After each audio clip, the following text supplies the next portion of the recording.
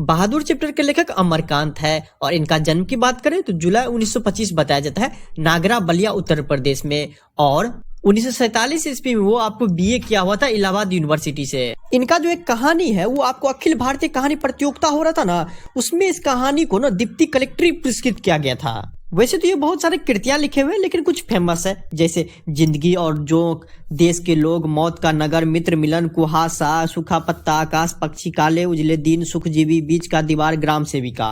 उनका ना एक बानर सेना नाम का एक बाल उपन्यास भी लिखा है। वो इस चैप्टर में जो कहानी है ना बहुत ही ज्यादा इमोशनल है और आपको अंत में जाते जाते आंख से आंसू गिर जाएगा, जिसमें आपको जो है एक बच्चा अपना घर बार छोड़ देता है माँ के डर से, लेकिन वो कवि के घर में जो है जाके नौकर बनता है। लेकिन कवि की पत्नी और उसका बेटा तो बहुत प्यार करता है शुरू शुरू में, लेकिन अंत में क्या क्या उसके साथ करता है ना, बहुत ही ज्यादा इमोशनल स्टोरी है। चलिए स्टार्ट करते हैं, लेकिन सबसे पहले ना इस चैप्टर के जो लोग सब है उनसे मिल लीजिए आप। एक 11 साल का लड़का जिसका नाम दिल बहादुर रहता है, जो कि आगे चल के कवि के घर का नौकर बनता है वो। दूसरा कवि, तीसरा उसका बेटा किशोर और चौथा उसकी पत्नी का नाम निर्मला रहता है। 4 कैरेक्टर इसमें मेन। तो एक दिन का बात है, दिल बहादुर को ना उसकी मम्मी बोली कि तुम तो भर दिन बैठा ही रहता है नकारा कहीं का, तो ऐसा करो ना तुम जो है भैंस आज चरा के लाओ और भैंस चराने के लिए चले जाओ, तब तक हम पूरा का पूरा घर बार का जितना भी काम है पूरा पूरा सल्टा लेंगे। बहादुर था तो बहुत छोटा, 12-13 साल का, तो उसको काम काज करने में किसी भी काम में अच्छा नहीं लगता था। मम्मी बोलती थी इधर काम करने के लिए जाने के लिए तो उधर चले जाता था। कभी पहाड़ पे मिलता था, कभी जंगल में मिलता था, कभी इस डाल पे मिलता था, कभी उस डाल पे मिलता था, कहीं घोंसला में से आपको पक्षी सब निकाल लेता था। मतलब बचपना उसके अंदर था, क्योंकि बचपन में था। इसका घर तो नेपाल में था, मतलब बिहार और बॉर्डर के जो बीच में था वहीं पे उसका घर था। और इसके पापा जो थे युद्ध में मारे गए थे, जिस कारण से जो उसकी मम्मी पे ही पूरा का पूरा जिम्मेदारी था। और मम्मी ही घर बार जो है चलाती थी पूरा का पूरा, और भरण पोषण सबका मम्मी ही करती थी अपने से। माँ के कहने पे तो वो भैंस चराने के लिए चले गया था, लेकिन भैंस भी उसको बहुत परेशान करता था, इधर उधर भाग जाता था। उसको गुस्सा चढ़ गया, वो उठाया डंडा, भैंस को मारना शुरू कर दिया। तो भैंस भी क्या करता, भाग के जो अपने घर पे चले आया। वहां पे उसकी मम्मी देखी, अरे हम तो अभी इसको भेजे हुए भैंस चराने के लिए, अब भैंस अभी आ गया है, पक्का इसी का कुछ न कुछ चाल होगा। नजदीक जाने पे देखा तो ये तो पता चला कि बहुत बार मारा है भैंस को ये।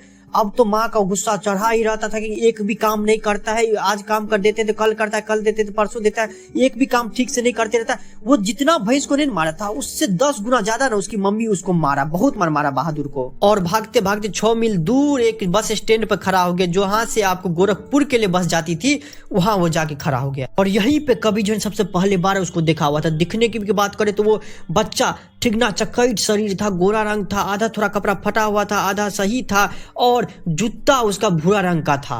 फिर उसके साले साहब और कवि जन बात करने लगा कि 11-12-13 साल का लग रहा है बच्चा। ये भी बोला हाँ बच्चा तो है। फिर उससे पूछा कि बच्चा यहाँ पे कैसे आए हो क्या, तो सब कुछ कहानी वो बता दिया।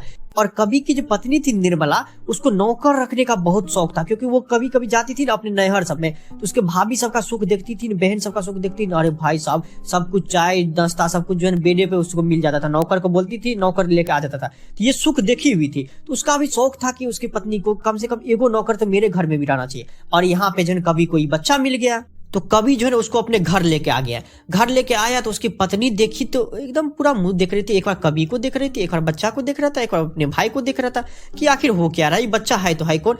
फिर पूरा का पूरा कहानी उसको बताया, समझ में आया तो खुश हो गई। मेरे यहाँ भी अब एक नौकर रहेगा और हम भी आराम की जिंदगी जिएंगे, एकदम पूरा खुश थी वो। और वो बोली बेटा तुमको जो खाने का मन होगा ना वो खाना, तुमको जो करने का मन होगा ना वो करना, खेलना कूदना कुछ भी करना, कोई दिक्कत नहीं है। और एक बात याद रखना, ये आस पड़ोस के लोग बोल देगा ना कुछ लाने के लिए तो वहीं से घिसक जाना, किसी का कुछ का काम मुआ मत करना। और जरूरत पड़ने में तुमको पढ़ाएंगे लिखाएंगे भी, तो मतलब इसको ना अपना घर समझो तुम। और ये तुम्हारे पिताजी हो गए और हमको अपनी मम्मी के समान समझो।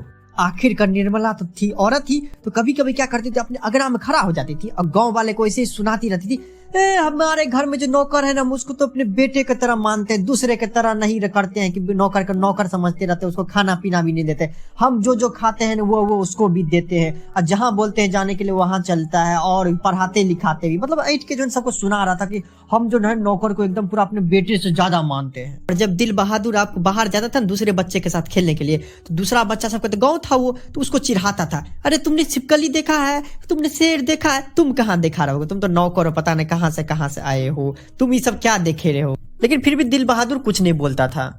और धीरे धीरे क्या हुआ कि वो पूरा का पूरा घर का काम करने लगा। वो छोटा सा बच्चा सुबह सुबह उठता था, घर का सफाई करता था, कमरा का पोछा लगाता था, अंगीठी जला के चाय बनाता था, खाना बनाता था। सिर्फ और सिर्फ निर्मला जो है एक काम करती थी, वो जो है रोटी बनाती थी, क्योंकि उसको पतला रोटी बनाना आता था और वही पतला रोटी खाती थी, तो इसलिए वो सिर्फ रोटी बनाती थी अपने हाथ से। बाकी जितना भी काम था ना घर का पूरा वो 11, 12, 13 साल का जो बच्चा था उस पे था। एक दिन की बात है, शाम में जो निर्मला जो है बहादुर से पूछती है कि तुमको घर का याद आता है अपनी मम्मी का? तो बोलता है क्या नहीं। मतलब क्यों, घर का क्यों नहीं याद आता है? नहीं आता है क्योंकि मम्मी मारती रहती थी। तो अच्छा क्यों मम्मी मारती थी समझे, लेकिन क्यों मारती थी मम्मी? तो वो कुछ नहीं बोलता था, हंस के जो है ना एकदम भाग जाता है। तो बोलता है क्या जो तुम फिर जो है ना पैसा कैसे बोलते हो कि पैसा भेज देंगे मम्मी को? आप ही बताइए, माँ बाप का जो है कर्ज जिंदगी भर उतरता है नहीं ना। यह कह कर जो है ना बच्चा भाग गया वहां से हंसते हंसते। और कवि की जो पत्नी थी निर्मला, वो आपको बोली क्या जो तुम्हारा नाम जो दिल बहादुर है ना, उससे के जगह ना प्यार से हम लोग बहादुर ही तुमको बुलाएंगे पहले दिन से ही। निसंदेह इस सब का जिंदगी जो है ना पूरे आराम से बीतने लगा। अब छोटा छोटा भी काम रहता था ना, एक गिलास पानी लाओ बहादुर, बहादुर पेंसिल गिर गया है नीचे उठा देना, बहादुर थोड़ा चाय बना कर लाओ। मतलब छोटा छोटा काम भी जो रहता था ना वो बहादुर को ही बोलने लगा धीरे धीरे करने के लिए। मेरा बड़ा लड़का जो है एकदम पूरा शानो शौकत में हमेशा रहता था। टाइम पे उसको सब चाहिए, सुबह में जूता पॉलिश चाहिए, स्कूल जाने से पहले साइकिल सब पूरा साफ चाहिए, कपड़ा धुली हुई नहीं चाहिए। और इतना तो छोड़िए, रात को सोने के लिए जाता था तो रोज बहादुर से जो है ना उसको मालिश करवाता था। और किसी भी काम में अगर मान लीजिए थोड़ा सा भी चूक हो गया तो किशोर जो है मेरा बेटा है वो आपको गरिया देते रहता था, उसको मारता भी रहता था हमेशा बहादुर को।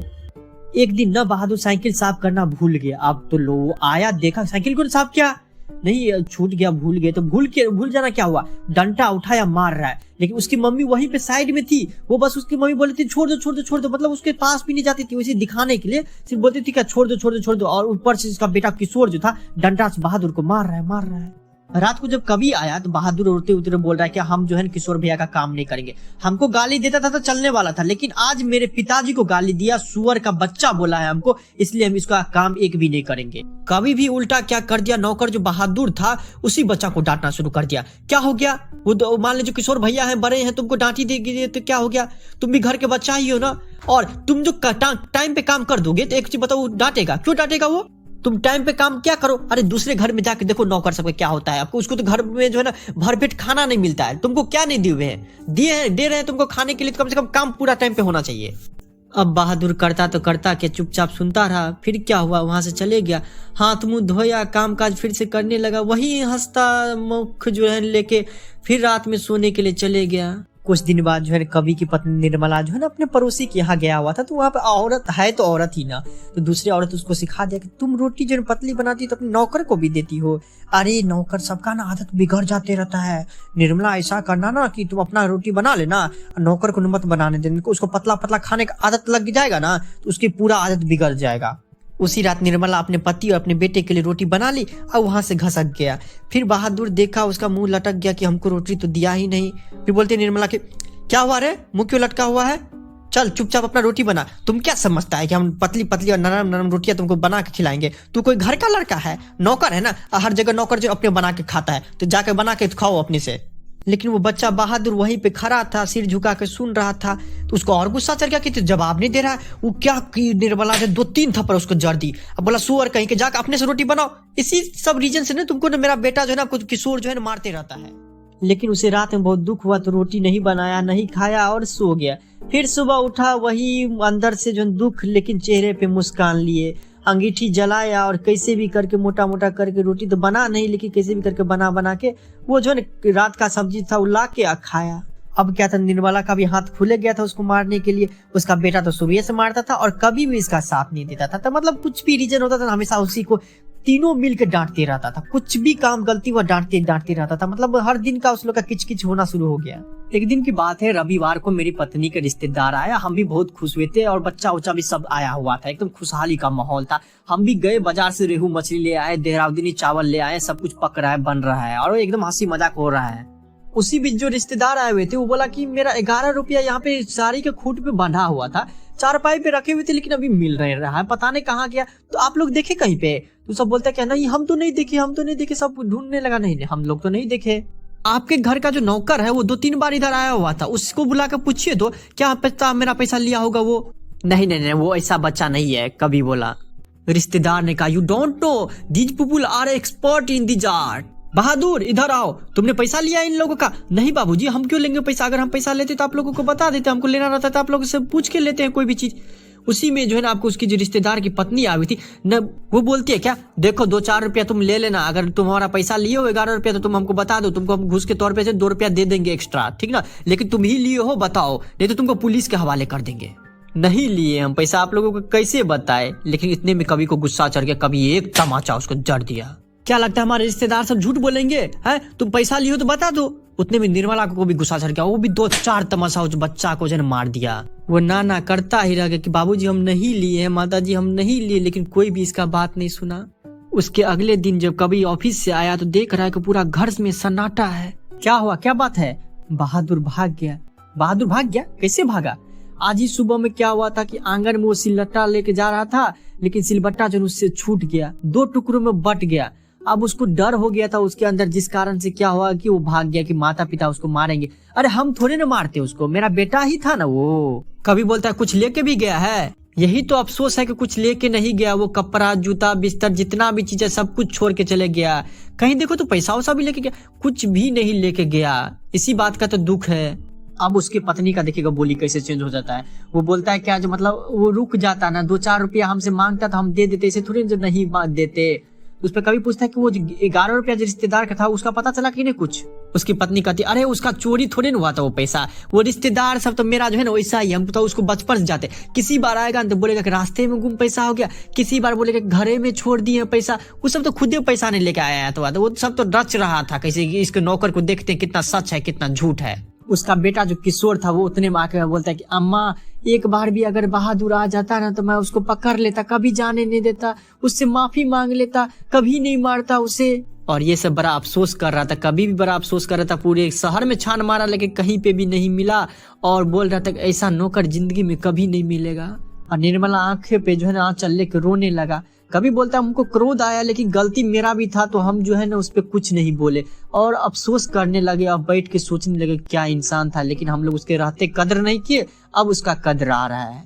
अगर वो चोर रहता तो कम से कम कुछ पैसा उसा कपड़ा लेके भागता, लेकिन वो चोर भी नहीं था। उस उतना दिन काम किया मेरे यहाँ, लेकिन एक भी पैसा लेके नहीं भागता। पैसा लेके भागता तो हम लोग को ज्यादा अफसोस नहीं होता, लेकिन वो खाली हाथ चले गया। यहीं पे पूरा समाप्त हो जाता है। धन्यवाद।